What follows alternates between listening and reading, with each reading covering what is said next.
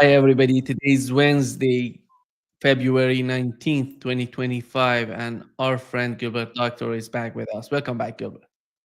Pleasure.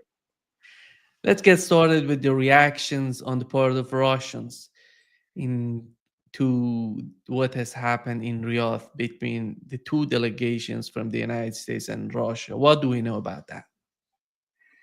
Well, I was following the body language as well as the statements made by the three American negotiators. And it was very. And then I followed, of course, what Sergei Lavrov said afterwards. And from this, it was clear that the atmosphere was positive, constructive on both sides. It was diplomatic. I mean, we don't think about Trump as being a diplomat or a subtle man, shall we say. But Rubio was. In that sense, he displayed one of the finer points of diplomacy, tact. He has a lot of it. And that is a very important attribute for his job as Secretary of State. There are people who said in the days following his nomination by Donald Trump, "Oh, this man's a lightweight. He doesn't know anything about diplomacy. He's just another, just in the pocket of the Israeli lobby. He's a pro-Zionist," and they were dismissive of him. But the people were dismissive of nearly all of the appointments or nominations that were made by Trump, except for a couple whom we knew to be good guys. So Tulsi Gabbard is the outstanding case, and maybe his defense secretary nominee. Anyway, the main thing is that we all saw that he appointed a lot of hawks, people who didn't sound like they would be in keeping with his peacemaker approach to his second term. And you know what? Now that we've seen what's happened in the last week, it's just a week that everything has been turned on its head, starting with a telephone conversation that Trump had with Vladimir Putin. Everything's been turned on its head, and it begins. And we look at what each case, who said what, where, what after Trump didn't say much about the call. He let others speak for him. The first one to speak and speak really very loudly, importantly, was of course Pete Hegseth, and in his debut here, a speech in Brussels to what's called the Ukraine support group or the Ukraine supporting organization, coordinating organization. Well, Hegseth said, one, there will not be Ukraine in NATO, and two, it's unrealistic to talk about the going back to the pre-war borders. That this is a new reality. No, that was picked up by the Western press and observers as saying that Trump had already conceded the points, major points to Putin before they ever sat at the table. Well, it isn't quite like that.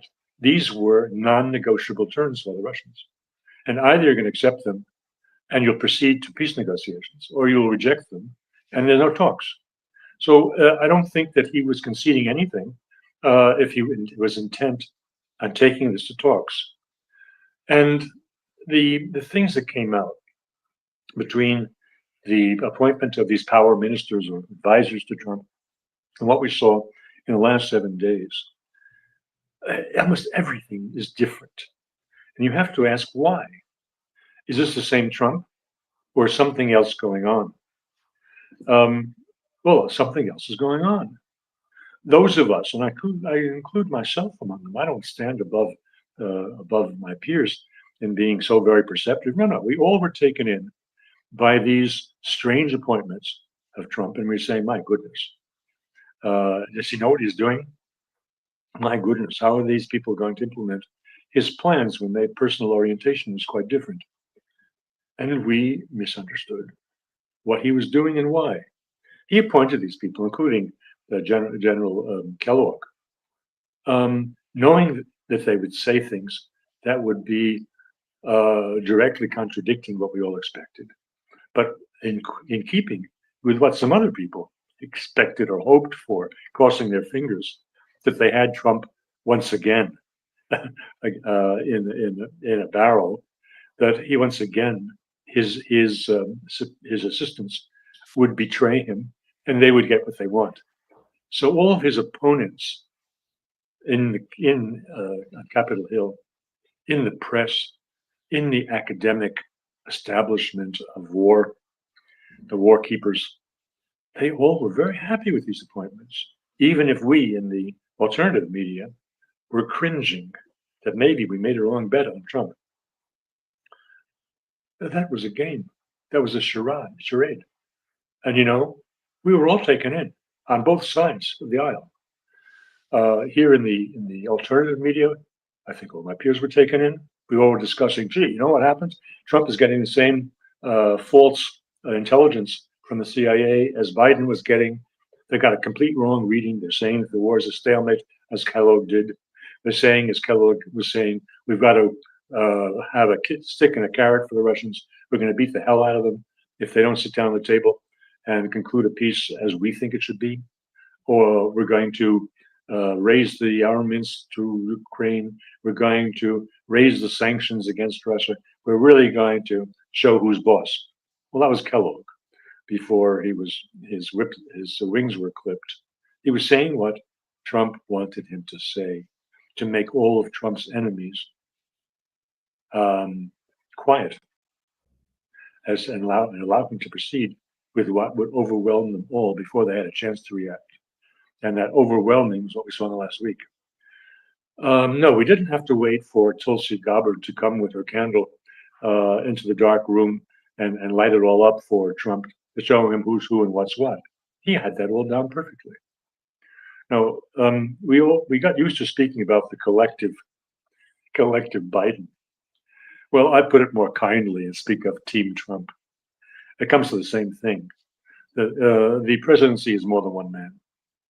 And not because Trump needs some mental assistance. No, the guy's quite sharp, as sharp as anyone could be in that position. So that isn't the issue. The question is, how much can you master? And how much should you master as the chief executive? And how much can you and should you delegate to your assistants, who are delegating in turn to their assistants, the way things work in any large organization of any kind, not just a government organization, but any private organization, any business, any educational institution. That's how people work. And so Trump, even if he's not a universal genius, and who expects that to find that in the Oval Office, he has, by his personal intuition, found implementers of first quality intelligence and talent.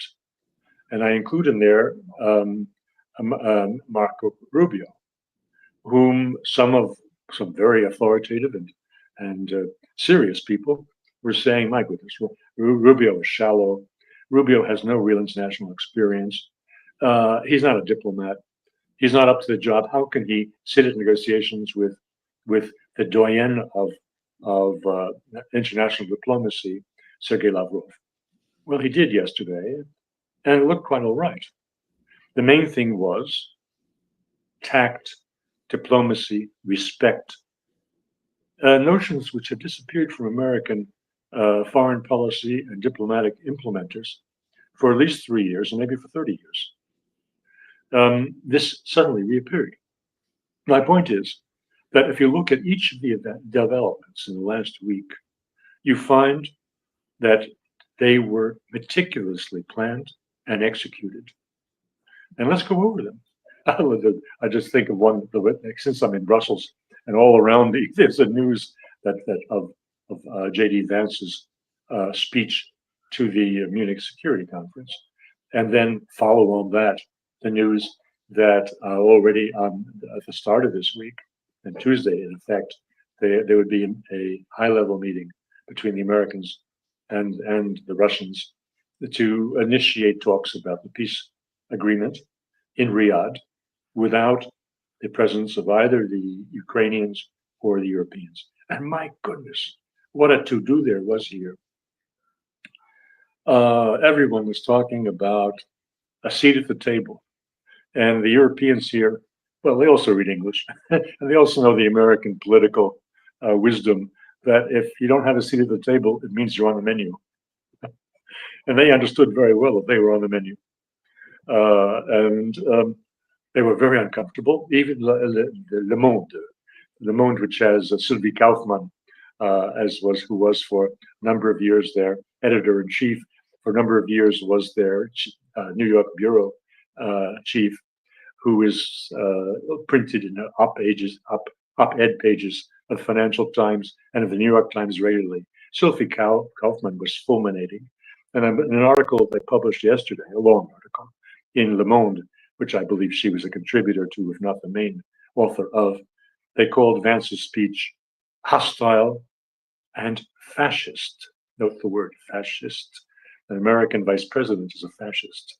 This coming out of the mouths of leftist European politicians.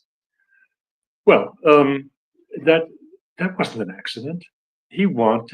Trump wanted them to see what the relations between us on the Ukrainian war really is, that we are in opposite camps, that the Europeans are all the war camp, and America is now in the peace camp.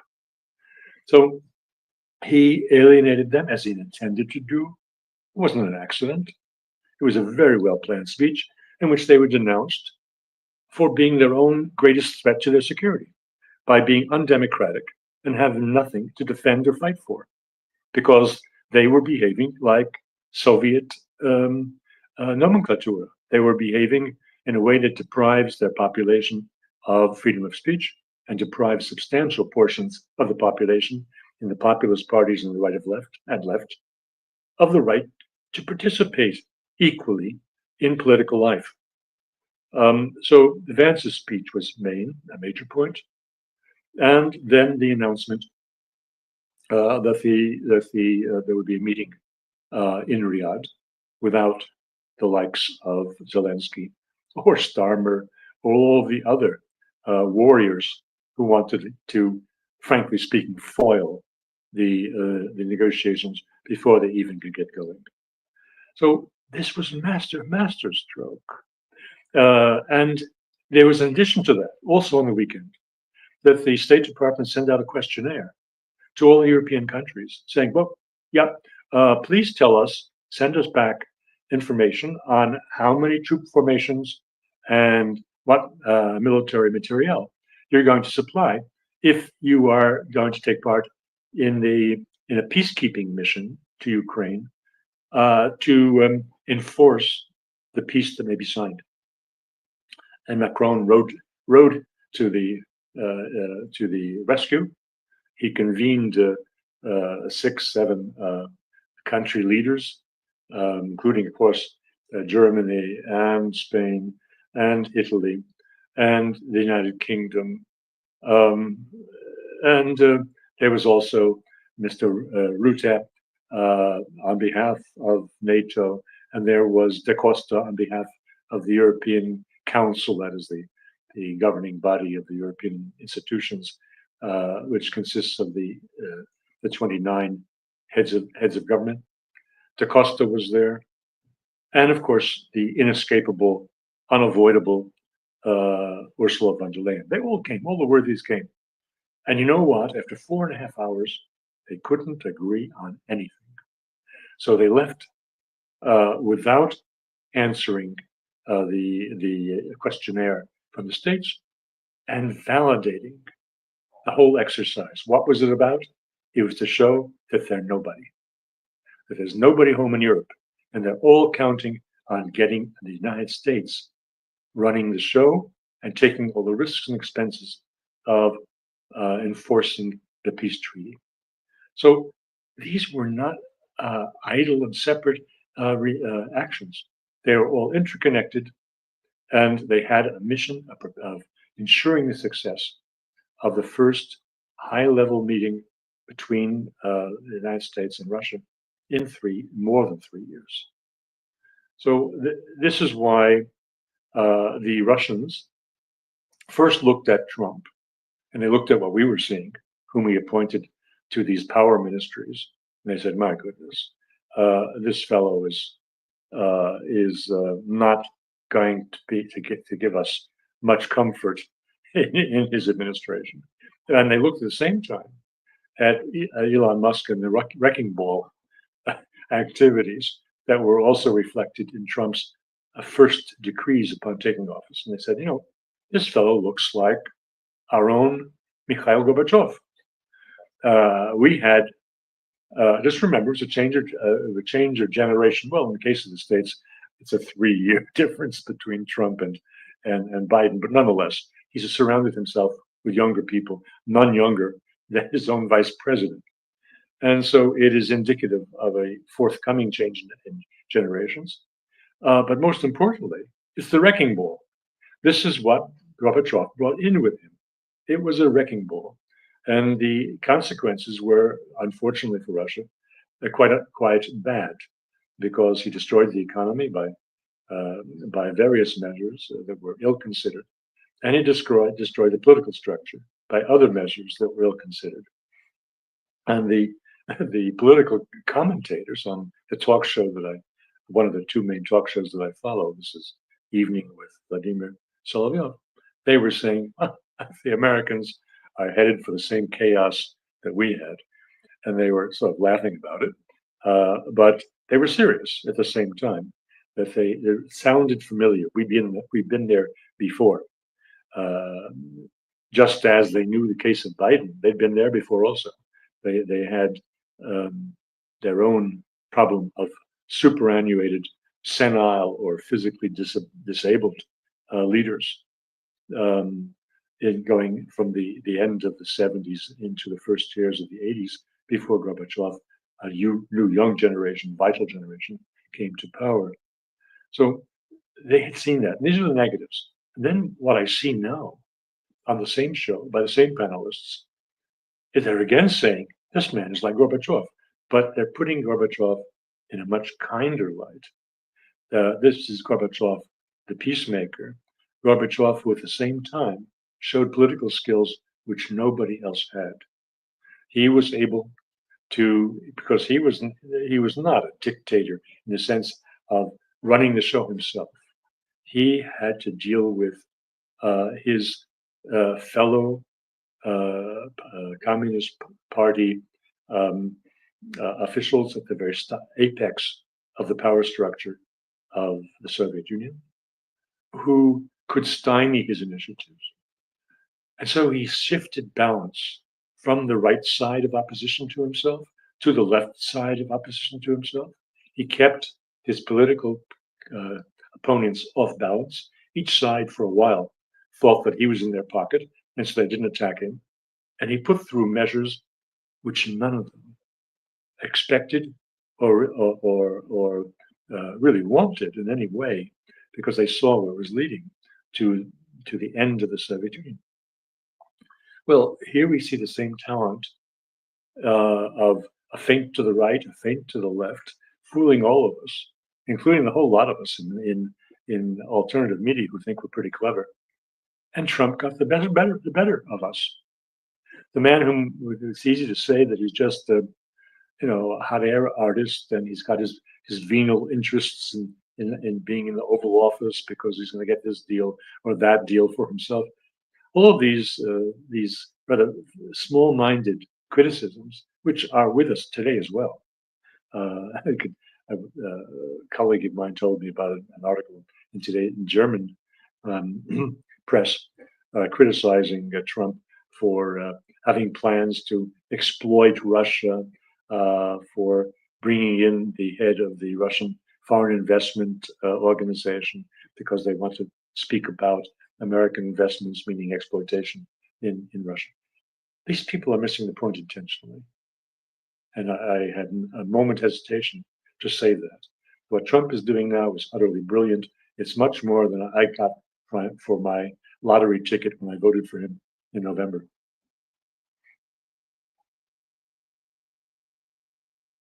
You're on mute. When you look at Donald Trump and the way that he's talking about Zelensky right now, he says that Zelensky's approval rating is now at 4%. And I like him personally, but that doesn't matter. These are huge statements on his part, and the way that he sees Zelensky, it seems that he sees the same way that Russia sees Ukraine today.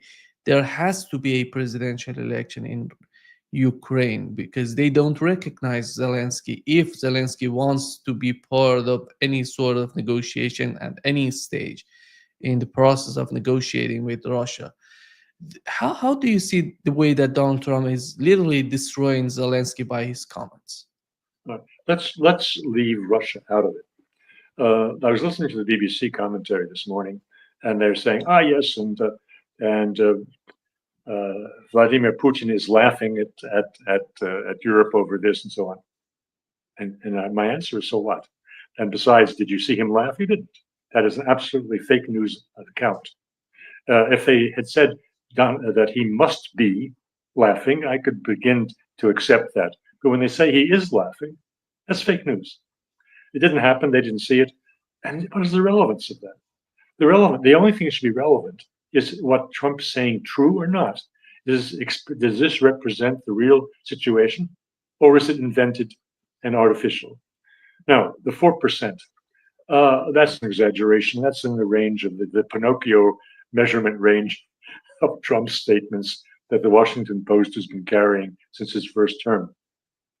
However, what do you say about the 52% approval rating of Zelensky that the Financial Times publishes today, saying that it comes from a sociological institute in Kiev? Don't we know how much that is worth? I would say less than nothing. Therefore, I forgive Trump for his exaggeration because it's merited by the utter propaganda that calls itself mainstream. Whether the Russians like this or not is not relevant. The question is it true? Of course it's true what he was saying. Of course, that he's saying that there have to be elections. Well, yes, Putin is saying that, but is Trump repeating it because he likes what Putin says? No, he's repeating it because it's a simple statement of legal fact. The man is an illegitimate dictator right now. I'm speaking of Zelensky.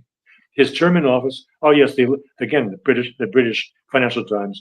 So how can you leave out the elected president of a sovereign state? Sovereign is an interesting word for Ukraine, which can't live for 2 weeks without Western financial assistance and military assistance. So sovereignty is fake news. And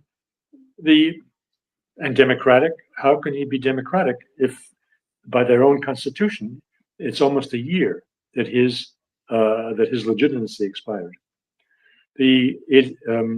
So what Trump is doing, if he is saying the same things as Putin, it's because Putin is saying what is true. And if you think that it is bad because Putin says it or likes it, then you have no interest in truth, justice, or ending the war. You are only a belligerent. And that is where all of Europe sits today. The whole damned elite structure, parasitical structure that calls itself European leadership, with two exceptions, Slovakia and Hungary, they have to be voted out of office. And that's going to happen. As the peace process goes forward, there's no way these people can present themselves as the war party. They will not have popular support.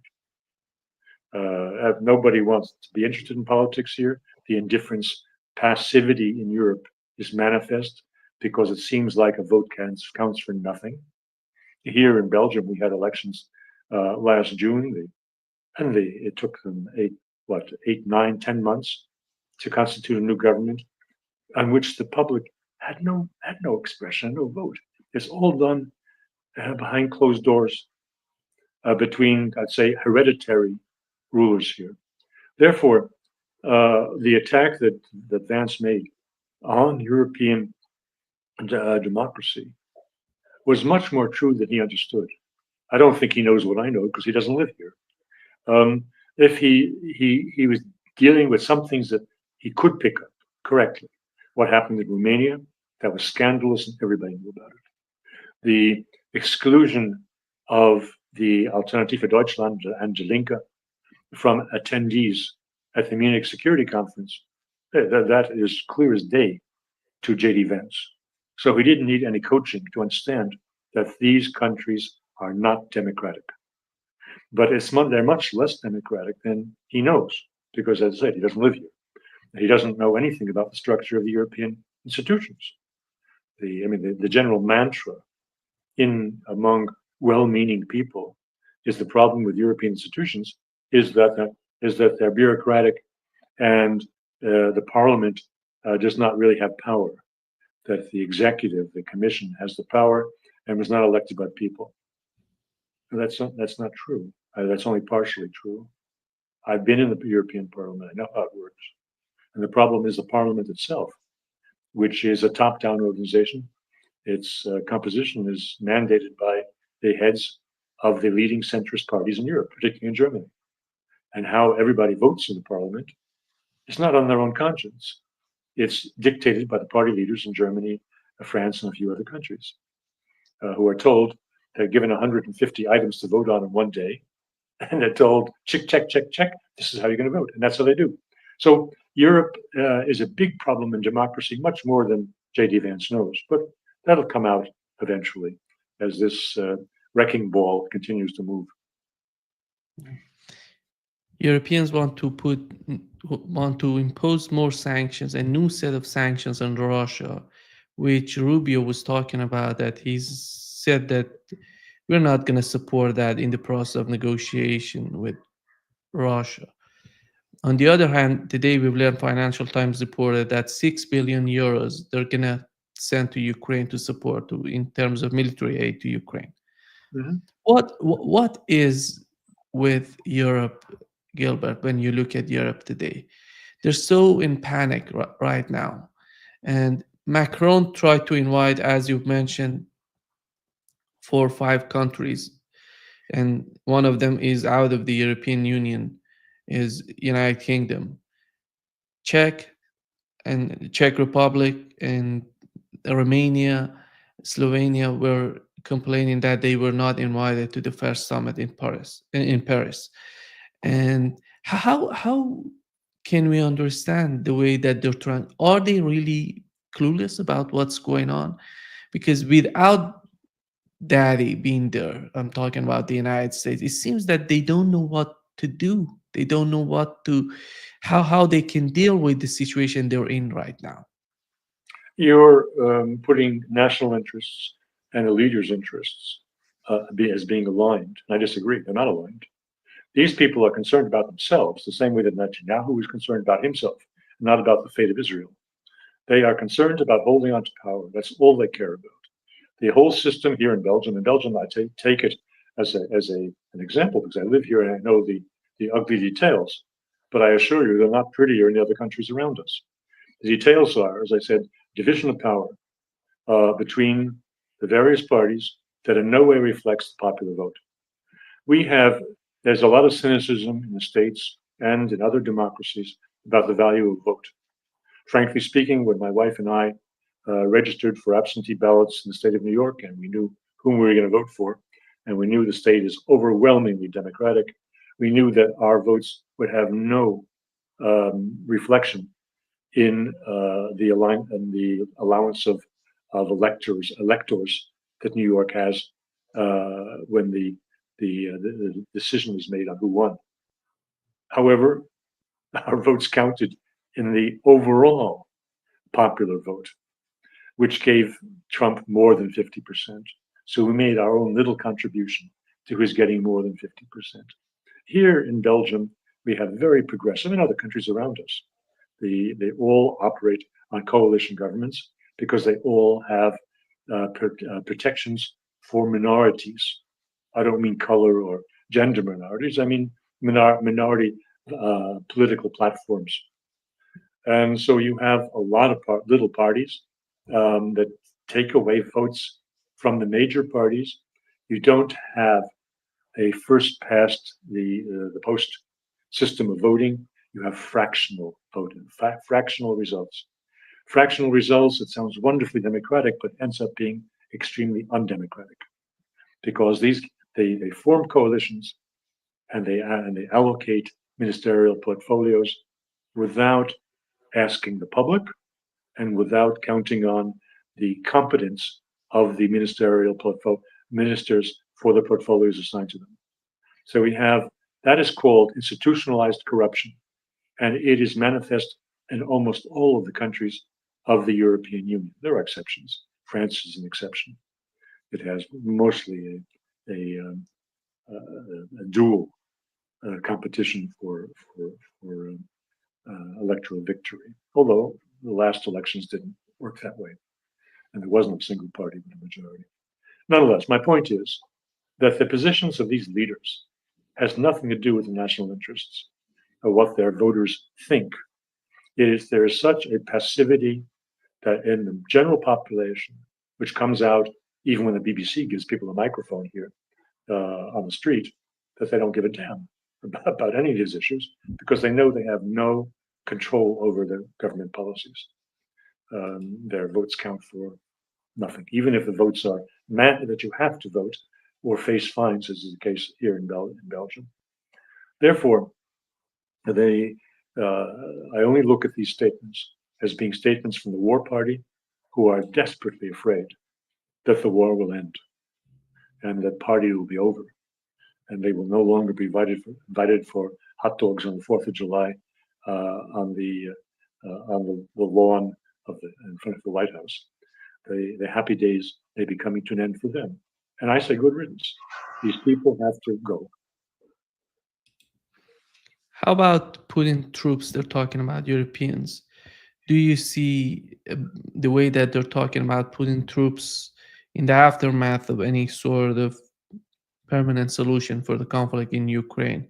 Is that acceptable? Did they talk about these things in the Russian media on the Russian part that Europeans really want? At least Starmer was talking about it, putting troops, 25 to 30,000 troops on the ground in Ukraine.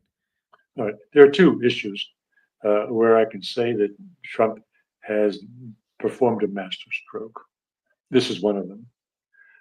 He didn't say no to them, to the Europeans. No, you want to put in troops? Oh, yeah, of course, of course.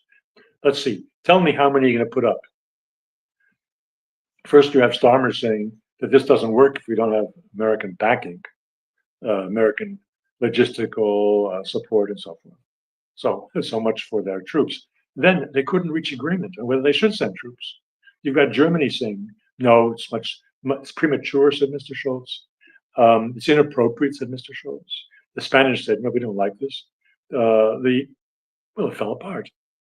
And so Trump didn't have to destroy it. He let them destroy it themselves because he knew very well that for the Russians, this is unacceptable. But he didn't say to the Europeans, this is unacceptable to the Russians. He said, okay, guys, put up or shut up. And the end result is shut up. Therefore, that is one case. Another case is the whole story of the mineral rights. Now, there's been an enormous discussion of this mineral rights question.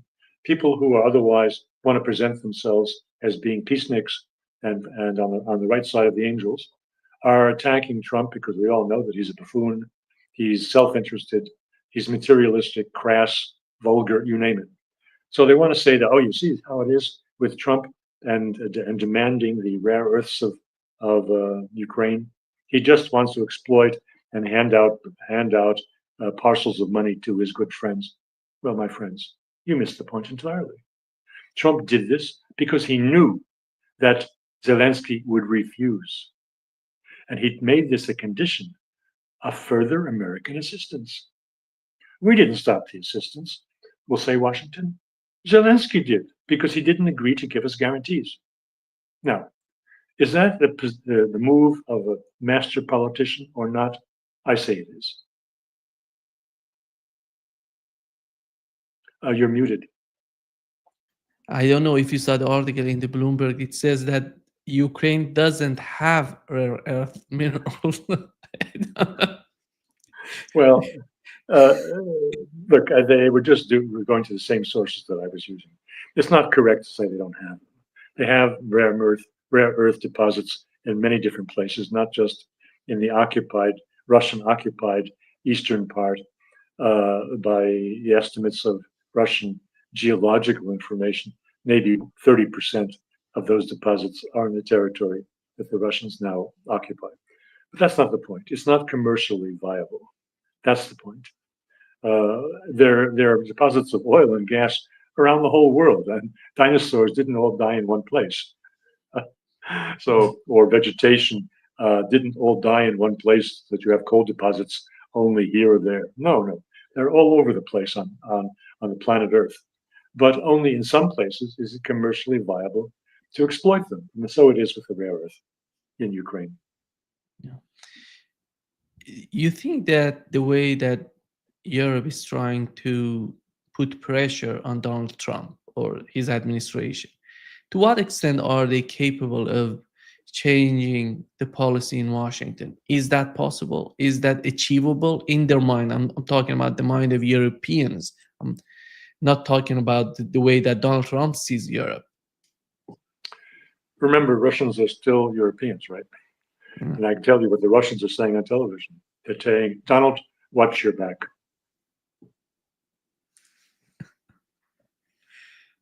But after all, Europe is. Do you think that these two summits, the first summit, and Macron is just preparing for the second summit, inviting more countries to talk with, what would be the outcome of these political moves on the part of Europeans? Is there any sort of outcome in terms of influencing the decision makers in Washington? Well, they can certainly influence people in Washington, but they're not the key decision makers today. Lindsey Graham will go along with anything they say. That's for sure. And he's not alone in that. But he isn't calling the shots anymore. And I'd say if he ever did. And so the let them invite Slovenia. I don't know how many troops does Slovenia have. I don't know. They have some policemen. I understand that, but where's their army? Speaking around Europe, there are very few countries that have anything significant. Here in Belgium, we have a navy, and we even have a head of the navy. I don't know. We have 5 or 6 boats. Mostly they're dredging. They're not real naval vessels capable of warfare. How many vessels do the Swedes, the Danes have to enforce their blockade of Russia in the Baltic Sea? These armies are mirage. Just don't you guess who complained very loudly about being excluded? Of course, the Baltic states. Of course, Estonia complained. We weren't there. Although nominally, Denmark was supposed to represent them at the meetings in Paris on Monday. Nonetheless, that wasn't good enough. Of course, they went in. And these are the barking dogs. These are the ones who want to insist that Putin cannot be trusted, that we have to enforce anything with our armies on the ground. Where's their army? Whom are they going to send? It is farcical. So the instincts of Macron at the beginning were correct. He invited those countries that have a big enough army pool to actually contribute something. Now, what is contributing something? Even 20 or 30,000. I mean, that can be taken out by one tactical nuclear weapon. Okay, all at one go. Mr. Zelensky was talking about 200,000. There isn't any 200,000 army force in Europe to locate there. If you want to have any troops left in the homeland to protect you against the riots that are going to follow. I mean, the armies in most of these countries, including the one I live in, basically are there for domestic security, as they always were. I remember very well when I first traveled to France in the 1970s, and every government building had special units of the military with submachine guns at the ready, day and night, 24 hours. That was the way it was. And if you think it was different here in Belgium, you're wrong. That was also the case in the 1970s. Now, these are less visible today, but that's what you have an army for, to protect you against your own people, not to go out and fight the Russians in Ukraine. Let's be serious about it. Gilbert, the way that the administration in Washington again is talking about Keith Kellogg being in charge of negotiations with Russia. And Keith Kellogg, in his sort of talk at the Munich Security Conference, said not only the issue in Ukraine, but also the relationship or the partnership between Russia, North Korea, Russia, Iran, and Russia and China, these three countries, should be considered in any sort of concession that Russia would make for the United States. How is that realistic, in your opinion, when it comes to this sort of idea on their part? But let me break your question into two questions. One is, who is Keith Kellogg today?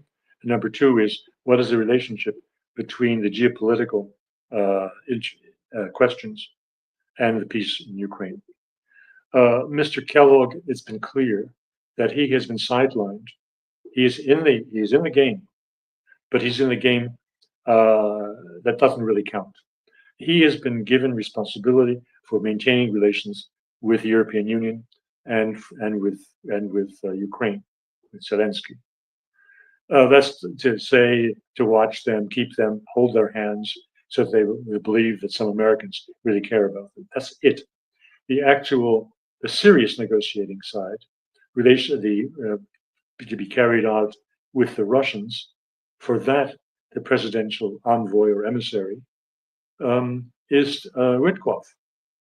And Witkoff is a different creature from Kellogg entirely. He's very diplomatic. He understands how negotiations can proceed with the Russians, and all the fussing and foot stomping of the Ukrainians or of anybody here in the European Union don't count for anything. So that part of it is pretty clear. Who is who? Now, what was the second side of it again? The partnership between Russia and three I- countries. Yeah. Right. That comes under the heading of geopolitical discussions. And if you notice carefully what was said at the by the three negotiators, I forget which one came, just addressed this precisely yesterday. That is phase three, not phase one, not phase two. It is not. I did not have a sense that this is linked to the signing of a peace accord over Ukraine. Now, what is phase one? Phase one is beginning immediately, and that is restoration of normal functioning of the respective embassies and diplomatic corps of the United States and Russia in Washington.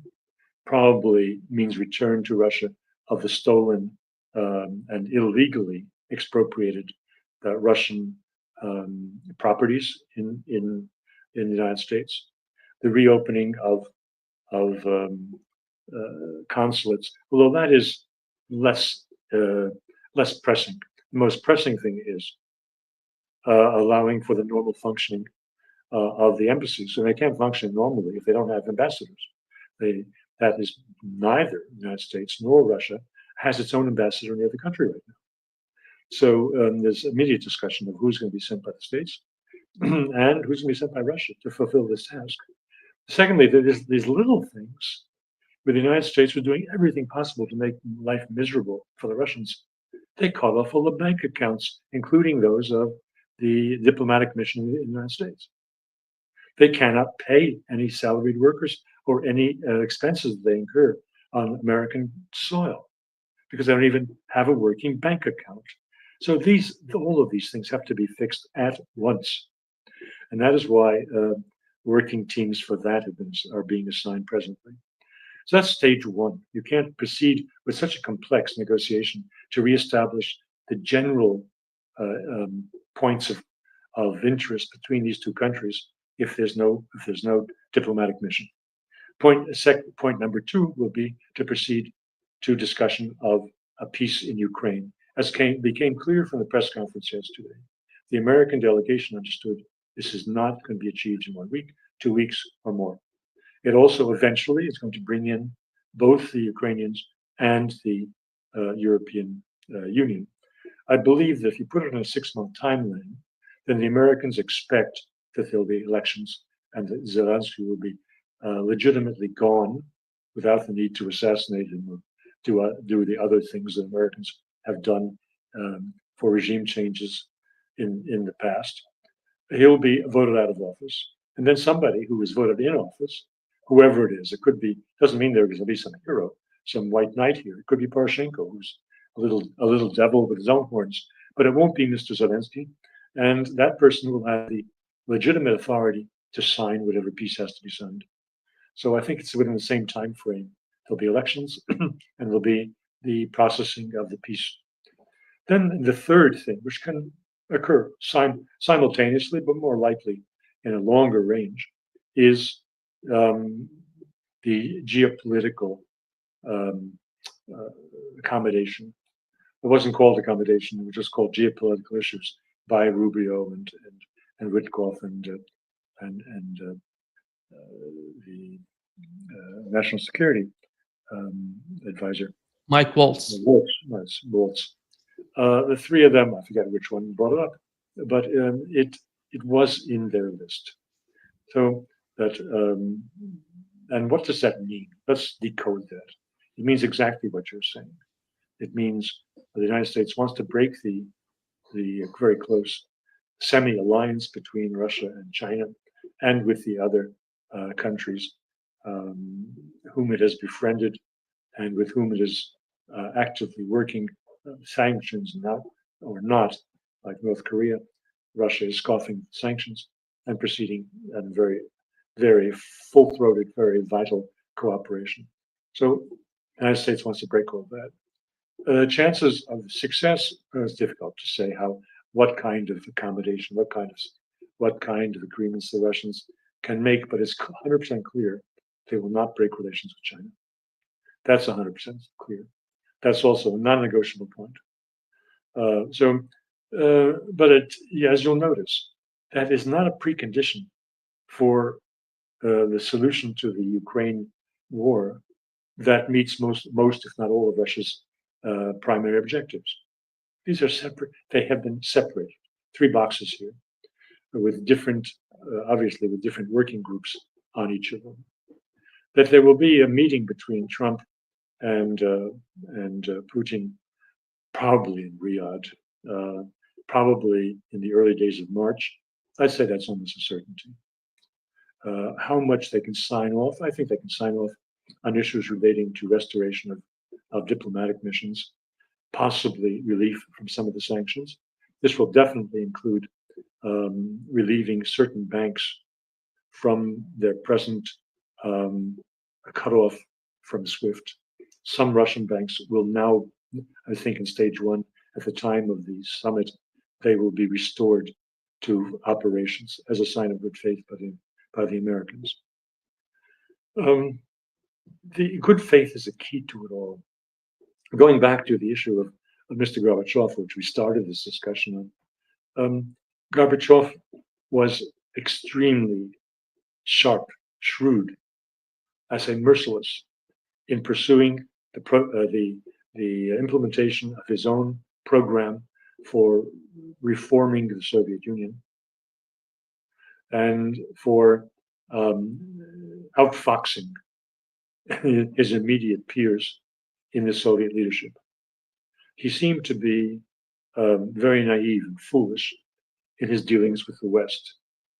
And in particular, he has been held in contempt for not defending Russia's national interests in matters like the return of the Soviet armed forces from their deployment in the Warsaw Pact countries, and for his handshake agreements with the American leadership on the NATO not moving 1 inch to the east. He said, what kind of a fool, why didn't he get written agreements? But looking at this from today's perspective, and from what is about to happen now between the United States and Russia, we have a lot of people on the sidelines, including especially in the alternative media camp, saying, the Russians can't trust the Americans about anything, and no written document will be worth anything.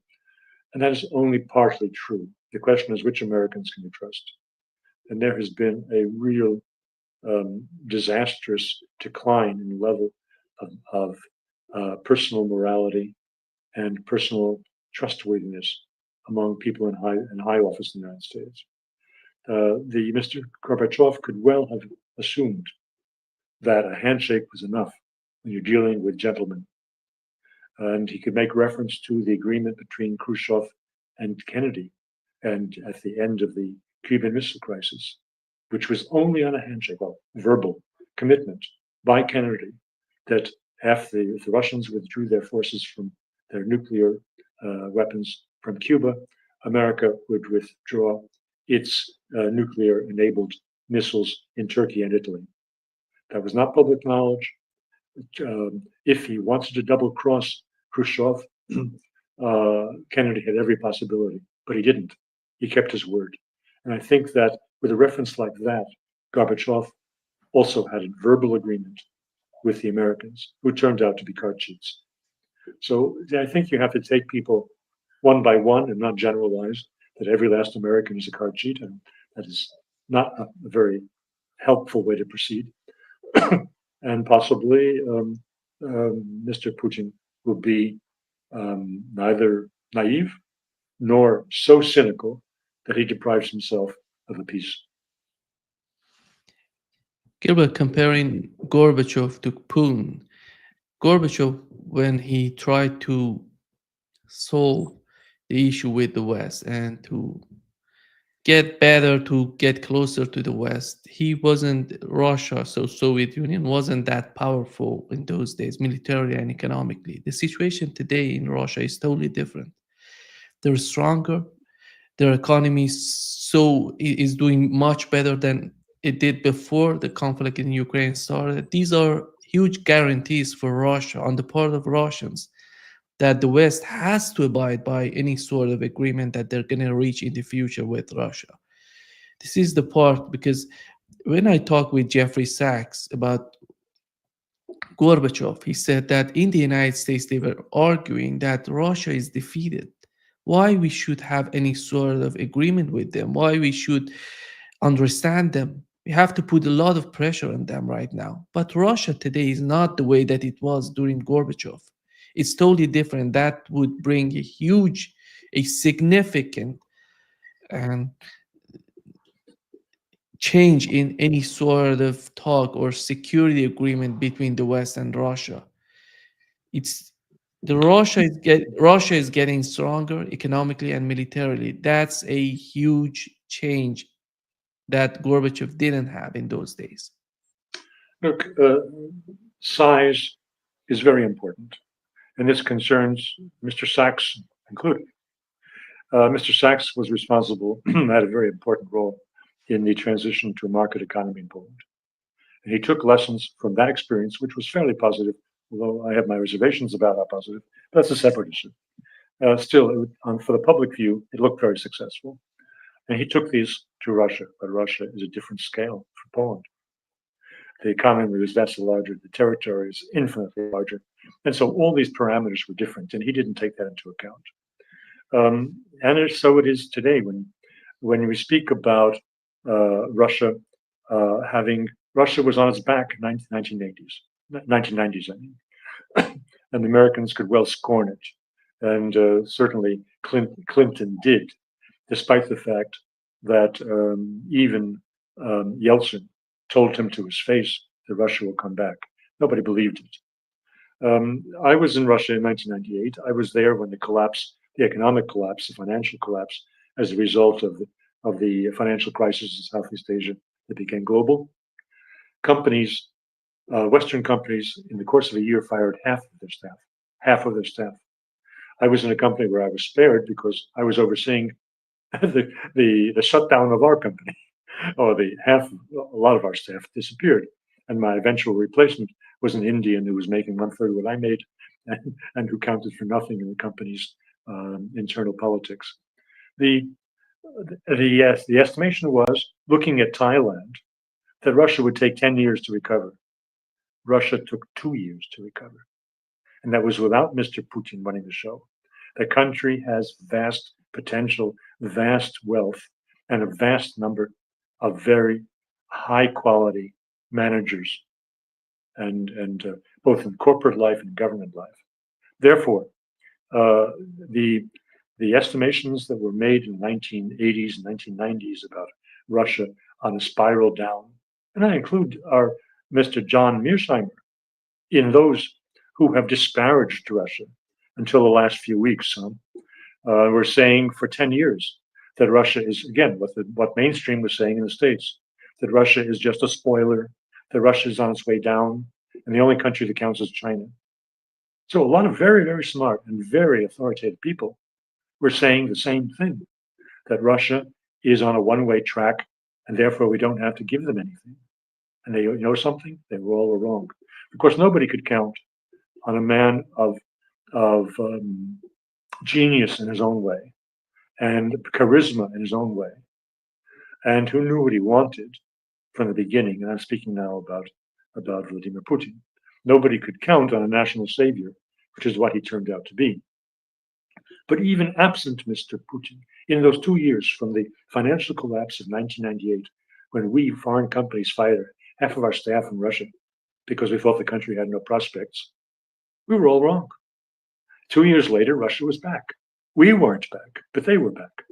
So these things have to be taken into account. And again, I don't mean to, when it's making criticisms of people of such renown as John Mearsheimer, or of my slight criticism here of Jeffrey Sachs. I don't mean any disrespect. I just mean to say universal geniuses don't exist, and it's unreasonable to expect that any one of us will be a universal genius. Of course. Thank you so much, Gilbert, for being with us today. Great pleasure as always. Well, I appreciate your having me and a chance to set out some non-mainstream, non-conformist views. Great pleasure. Take Bye care. bye. Bye bye. Yeah.